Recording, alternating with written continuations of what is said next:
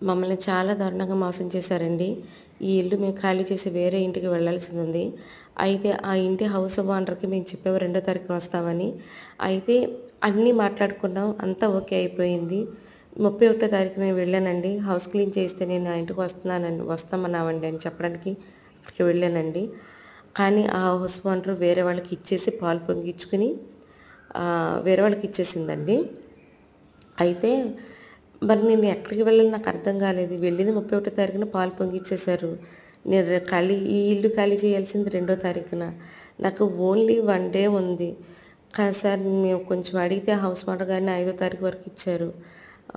ఇప్పుడు ఈ ఈ 4 డేస్‌లో మాకు ఒక హౌస్ దొరికితే దొరికినట్టు, లేదంటే లేనట్టండి.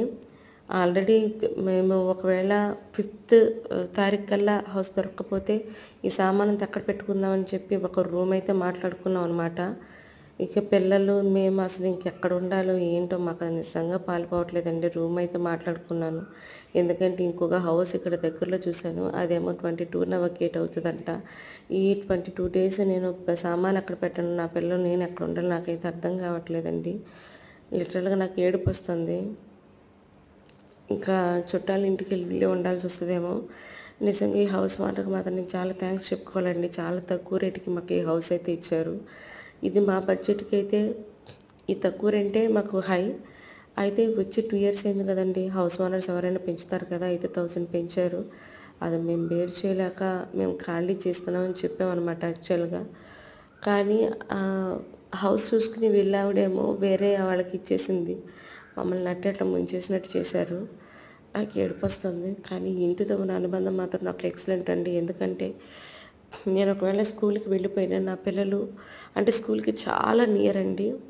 భోజనం చేసి మళ్ళీ వెళ్ళగలంత దగ్గరన్నమాట. చాలా దగ్గర.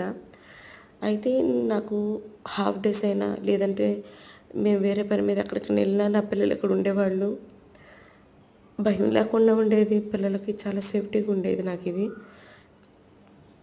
ఇప్పుడు నేను పిల్లలు ఎక్కడ ఉండాలి, ఏం చేయాలనేది అర్థం కాని పరిస్థితి అయిపోయింది.